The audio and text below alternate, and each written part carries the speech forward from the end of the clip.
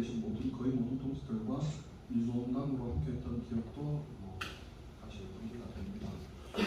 그때 당시에 이제 진보 정치 세력화를 통해서 한번 해보자라고 쏟았던 애정의 깊이만큼, 애정의 온도만큼 좀 아이러니하지만 더 많은 열정을 쏟았던 사람들이 더 많은 회의로 좀 거리가 멀어져 있는 그런 안타까움을 많이 느끼고요.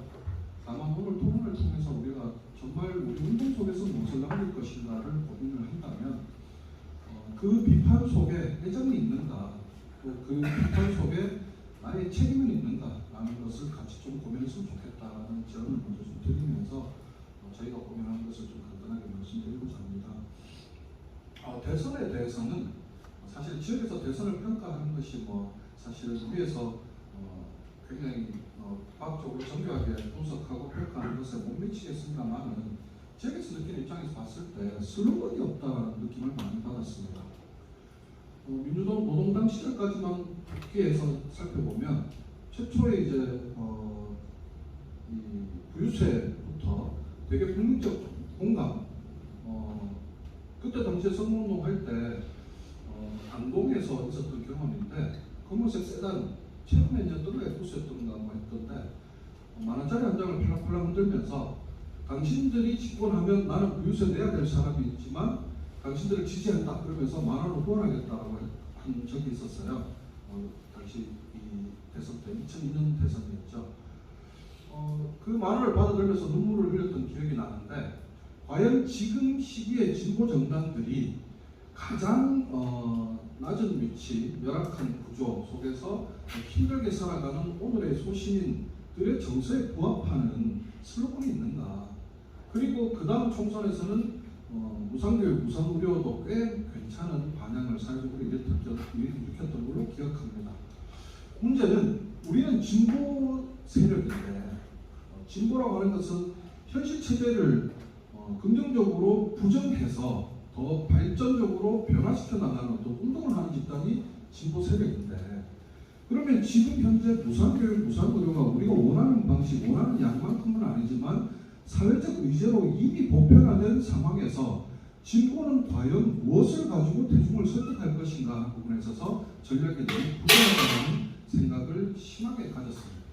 특히 저는 정의당에 저는 개인적으로 당적을 두고 있는데 그래서 정의당만 이제 한번 비판의 도마에 올려보자면 주 4일제라는 의제가 과연 지금 현재 현실의 노동자들에게 어떻게 정서적으로 이렇게 뭐가 될 수 있는가? 주 5일제에서 주 5일을 일하는 현실로 안착되었나요? 그렇지 않잖아요. 오히려 주 5일제가 되면서 휴일 특권이 어떻게 한번 더 뛰어야 되는 저임금의 구조가 같이 톱니바퀴처럼 물려 있는데 그런 현실이 종합적으로 고찰되지 않고 주 4일제라고 하는 뭔가 보수와 다른 의제를 던져야 된다는 강박에 의해서 억지로 짜낸 정책이 아닌가라는 이런 좀 고민이 많이 들었습니다. 오히려 그런 것들이 정서적으로 현실에 부합되지 않는 모습을 좌원들이 보면서 진보정당이 하는 어떤 주장과 슬로건은 뜬구름 잡는 얘기처럼 이렇게 좀 평가되어져 버린 건 아닌가라는 어떤 이런 거고요. 그런 어떤 이 슬로건의 부재는 다른 후보도 크게 다르지 않았다라는 어떤 평가를 좀 개인적으로 합니다.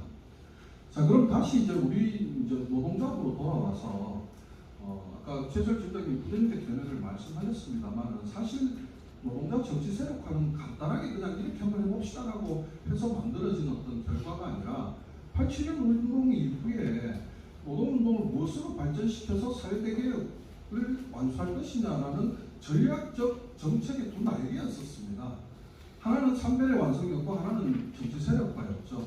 그리고 그 정치 세력화의 요구가 9697 노개투를 거치면서 폭발적으로 이 대중들 속에서 만들어지는 것을 받아안았던 게 당시에 이제 굉장히 어설픈 정당답지 않은 정당이었지만 국민의 승리 21이었었고 그 실패를 딛고 함께 만들었던 소위 말하는 이제 정파적 합의까지도 전제되었던 군자산의 합의 이런 것들을 목표로 이제 민주노동당이 만들어졌던 거였었는데 일단 우선 가장 크게는 그렇게 해서 만들어졌던 진보 정당이 분열로 인해서 마지막에 저는 다시 평가이즘으로 돌아갈 어떤 하더라고 하는데 분열로 인해서 저분들에게 큰 실망을 줘버린 것. 그 다음에 두 번째, 그럼 산별 완성은 지금 어느 정도 수준까지 와 있나라는 부분을 저는 같이 고찰해야만 된다고 생각을 합니다.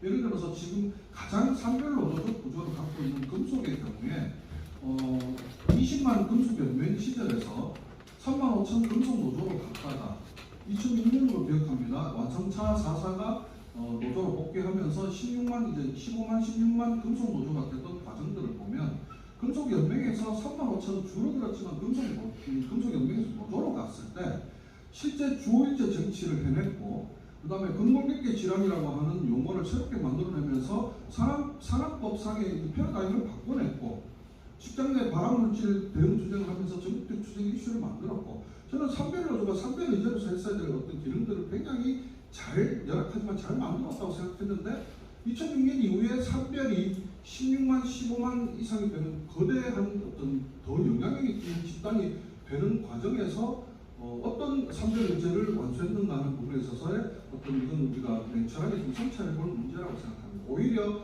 현대자본의 파업 지속 여부에 따라서 금속 전체의 어떤 투쟁 어떤 기운이 자충된 어떤 이런 형태로 좀 산별도 우리가 한계 속에 붙잡혀 있는 것 아닌가. 양적으로 제일 큰 공공운수 노조가 과연 산별노조로 부를 수 있을까? 그 안에 수없이 많은 이 직능들이 나눠져 있고 본부별로 분산되어 있는 상태에서 산별이 그럼 산별의제를 걸고 산별노조의 조합원으로서 무엇을 공모할 건가 하는 부분에 대한 방향들을 제시하지 못하고 있다고 생각합니다. 왜 뜬금없이 산별노조 얘기냐라고 반문하실지 모르겠습니다만, 산별이 90년대 초중반을 보십시다. 87년 이후에 노동운동이 기폭제가 돼서 엄청나게 크게 이제 발전되어 오면서 90년대 때는 기업별 노조 틀 안에 갇혀 있었지만 기업별 노조 안에서 임금투쟁을 하는 것조차도 의미가 있는 시대였습니다. 왜? 자본은 그조차도 파괴하려고 했었으니까요. 그래서 기업별 노조 틀 안에서 임금투쟁을 하더라도 그것이 전체 한국 사회를 평등하게 만드는데 기여하는 운동적 기여도가 상당히 있었다고 한다면, 이미 지금 이 시기는 노동자 안에서 계급 분화가 이루어지고 그 안에서 양극화가 되고 민주노총이 정규직 대기업 중심의 이 양적 이 요소를 극복하지 못하고 있는 상태에서 이 새롭게 형성되어 있는 산별의 완성은 새로운 요구로 와닿아야 되는데 여전히 구호 속에 머물러 있고 기업별로 틀을 넘어서 산별의 의제, 산별의 정책들을 공모하는 어떤 이런 것들이 정치 세력화가 맞물려야 되는 어떤 이런 것들이 총체적으로 전략적 붕괴 수준까지 와 있다. 저는 이렇게 보는 겁니다. 그래서 이런 부분들을 단지 대선 때 그냥 이랬다 저랬다라는 걸 평가하는 건 아니라 정치 세력화를 우리가 왜 설정했지? 그리고 그것이 같이 양날개였다면 나머지 한쪽 날개는 어떻게 되겠지라고 하는 것을 좀 종합적으로 보는 시각들을 토대로 조합원들과 토론하는 어떤 이런 형태로 좀 전개가 시급하다라는 좀 말씀을 좀 드리고요. 조금 길어졌는데 시간이 한 5분 안에 저희 지역선거에 대한 것도 좀 최대한 압축적으로 좀 말씀을 드리겠습니다. 그래서 저는 지방선거를 앞두고는 이걸 마음에 드는 아니면 혹은 완성되어 있는 직무정당 전해야지라는 형태를 선택해서 노동자 정치 세력화를 이 당을 통해서 해봅시다가 아니라 실제 생활 속에서 노동자들에게 정치라는 것이 우리 삶 속에서 아니면 우리 노동 속에서 이렇게 작용하는구나 라고 하는 것을 좀 만들어 보고 싶었습니다. 특히 지난해에 교섭을 하면서 예를 들면 지금 저희는 공공운수노조 안에서 제너럴 유니언 성격의 일반노조 성격의 지역 지구를 이 역할을 수행하고 있기 때문에 경북 지역 전체로 봤을 때 예를 들어서 만약에 예천이 있다, 의성이 있다 그러면 예천 군청의 공무직 150명 중에 145명 이상이 우리 조합원이에요. 의성에 거꾸로입니다. 의성에 150, 예천에 160명. 의성에 150이 있다 그러면 145명 이상. 예천에 160인데 158명인 거예요. 거의 절대다수가 우리 조합원들이에요.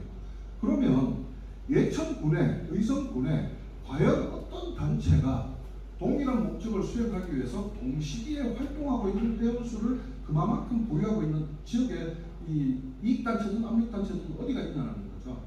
그래서 이 사람들이 평상시에는 공무원들 밑에 따까리처럼 일하는 어떤 이런 포지션처럼 인식되지만 스스로 결집되고 일할 때 공무직이지 선거 시기에는 유권자이기도 하고 지역사회 시민이기도 하고 소비자이기도 하고 이런 복합적인 정체성을 스스로 자각할 때 굉장히 강력한 힘을 발휘할 수 있다는 것을 경험을 통해서 만들고자 시도를 해봤었습니다. 그래서 작년부터 운영위원회 논의를 시작하고 올해 1월 운영위에 PFT를 구성하고 지방선거에 우리가 전략적으로 한번 대응해보자. 그 다음에 배운도를 통해서 두 가지 과제를 사업안으로 통과를 시켰습니다. 첫 번째는 우리가 직접 후보를 내보자. 작년에 동시기에 천막을 세 군데 쳤죠. 구미시청에 치고 경주시청에 치고 경북도청에 치고 투쟁해보니 정말 정치하는 사람 중에 우리 편 들어주고 우리 입장을 대변하는 사람 한 명도 없더라. 오히려 다른 지역에 있는 진보정당, 정의당 시의원만 타 지역의 투쟁에도 관심을 갖더라. 이런 것들을 정의당 공부하려고 한 얘기 아닙니다. 팩트였었기 때문에 얘기하는 거고, 제가 개인적으로 정의당이어서가 아니라 하여튼 그런 문제를 떠나서 얘기하는 겁니다. 그래서 두 가지 우리 과제, 실제 우리가 그러면 당선 전략을 세워서 우리 노조의 입장 넘어서서 노동자 전체 입장을 대변하는 정치인 도의원 하나 만들자라는 거였고, 두 번째, 지역에서 영향력 있는 집단임을 스스로 자각해서 정책 대응을 하자. 노동자들이 파업하겠다는 그 엄포 하나만으로도 엎어져서 후공제 만들면서 없앴던 상해금, 제수당 다시 다 복구시켜내는 이런 엄청난 성과들을 작년에 내천, 의성 이런 등등의 지역에서 다 만들어냈는데, 이런 결집된 힘을 정치적으로 우리 다시 재확인하자. 그래서 군수 후보한테 공무직 임금 30년 일해봤자 기본급 보험표에 250이 안 되는데 이거 이 월급 받고 당신 같으면 살 수 있느냐? 라는 질문들을 공세적으로 던져서 어떤 답을 내는지 보고 그 답을 통해서 우리가 선택할 수 있는 가장 선거시기에 가장 영향이 있는 집단이다라는 것을 보여주자. 이 정책 대응과 후보 전술 두 가지를 기획을 했었습니다. 결과는 참담했습니다. 정당을 선택함에 있어서 가장 당선 가능성 있는 정당을 고려 지점의 첫 번째 순서를 여겼습니다. 왜냐하면 그건 정치적 개인의 성향을 떠나서 실제 가능하다라는 것을 그 정당을 통해서가 아니라 정당은 지렛대로 우리가 생활 정치를 만들어 보자라는 거였기 때문에 그것이 진보당이든 노동당이든 정의당이든 정체성보다는 오히려 당선 가능성에 초점을 맞췄었고 했었는데, 문제는 우리 스스로 발생해 있는 지역의 여러 현안과 투쟁, 지금 현재 저희 군회가 79개인데 매일같이 쏟아지는 현안과 투쟁 그리고 교섭, 이 정치 시기에 정치 세력화라고 하는 종합적 사업 과제 속에서 일체의 업무를 받지 못하는 상태에서 이것은 우리가 뜻은 그렇게 세웠지만 현실 속에서 풀어내는 것은 불가능력이구나라고 하는 벽을 어마어마하게 느꼈습니다. 실제 아직 공급비도 다 못 갚아서 부채로 남아있는 상황이고, 후보가 직접 선거 공고문을 만들어야 되는 현실들을 보면서 운영위 회계 정리하면서 공고를 만드는 이런 모습을 보면서 이거 우리 내가 괜한 짓을 한 것 아닌가, 이런 생각들을 가졌습니다. 마무리하자면 저는 역시 우리 민주노동당의 분열로 다시 돌아가서 같이 해보자라고 하는 것 속에서 정파적 한계를 우리 스스로 넘어설 수 있느냐에 대한 아주 냉철한 고찰이 저는 필요하다고 생각합니다. 정파라고 하는 것을 선거 시기에 그냥 그룹 이렇게만 이해하는 순간 저는 이 벽을 근본적으로 넘을 수 없다고 생각합니다. 정파는 자기 운동의 결집체이고 결정체지 않습니까? 그렇게 정체성을 갖고 있는 사람들의 집합체인 거잖아요.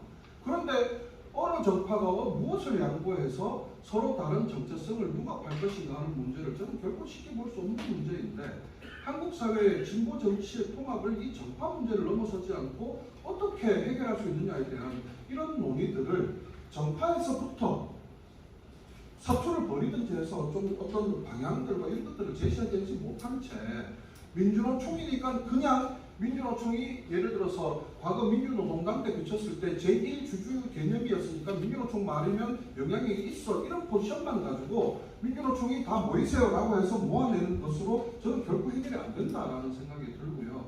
그것을 극복하기 위한 어떤 것들을 좀 만들어 갈 건가.